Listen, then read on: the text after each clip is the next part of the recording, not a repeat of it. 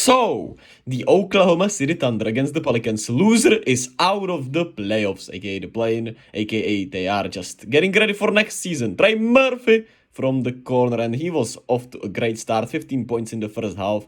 He kind of fizzled out later on, but we'll talk about it. The Thunder, the young Thunder continue to show out, man. Josh Giddey continues to just solely impressed. 10-point lead here, but the Pelicans did storm back pretty fairly quickly. Here's CJ McCollum. He's probably only good play of the night, but he was not great tonight. Let's just say that. And we are in crunch time. Lou Dort was trying his goddamn hardest, but Brandon Ingram made it here, and despite all of that, he made it really tough on Brandon Ingram, and Shai goes to do his work. What a shot right here.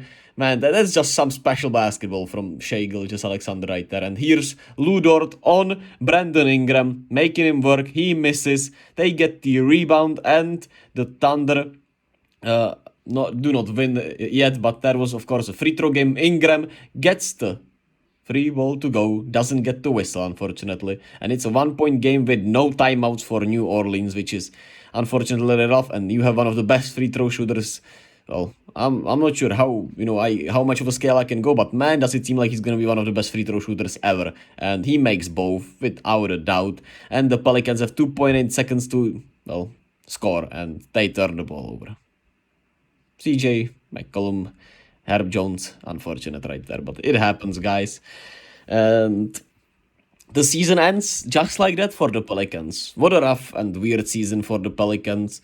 Of course, with Zion injury, with Brandon Ingram having an injury, and just, it's sad, because I would love to see Zion and BI just healthy and ball out, but unfortunately, this wasn't the season, and CJ McCollum has to get a thumb surgery, which he has been playing with for the last 3 months, which is weird, but I already talked about it. I don't know, man, month ago or so, where I said I don't understand why they are still playing him, because, well, I mean, he wasn't that horrific, but he was horrific at the same time. But it happens at the same time, even when you have a good thumb, right? But it just feels so unnecessary to play him through a thumb injury. I mean, there is no doubt that has to affect you a lot on your shot, right?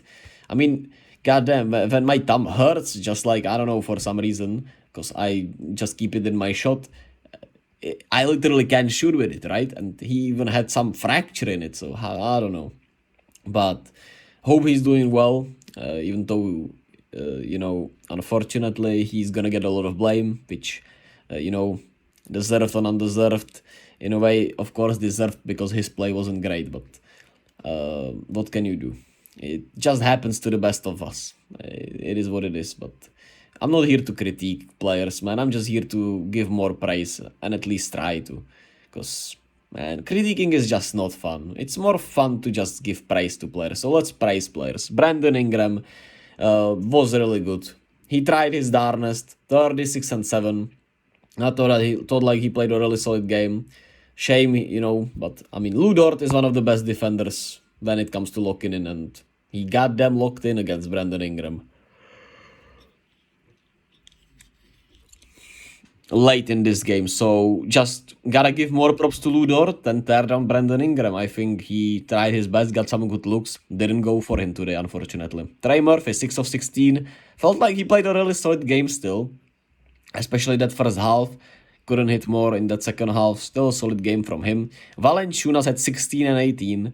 And he wasn't good defensively, but I mean, that's what we know about it. And to be fair to him, the Thunder are one of the best teams at driving into the lane and just making tough finishes at the rim, right? And they have a lot of guys that are like that, whether it's Jalen Williams, whether it's Shai, whether it's Josh Giddey, even Lou Dort, for God's sake, right? And even the players off the bench. So I'm just gonna give more props to the young guys of the OKC Thunder than Jonas Valanciunas and his bad defense, even though it was not great, but that's what we know already, and we shouldn't be surprised. It just feels like I'm throwing backhanded compliments away in a way, but I'm really not trying to. I'm just trying to, not be honest at the same time, because his defense is not great, but at the same time, just gotta give more praise to these Thunder guys. And the bench, I thought played their part, actually. The bench surprised me a bit. They played fairly well enough. even though sometimes I felt like Willie Green's rotations and some of the substitutions didn't make sense, but yeah, it has been like that the whole season. So he stuck to the plan that was kind of working. You could debate it certainly, but he stayed consistent at least, right? It was pretty much what he has done all year. So I mean, can't blame him for that much, even though it should be questioned for sure. Wow, the Thunder, man.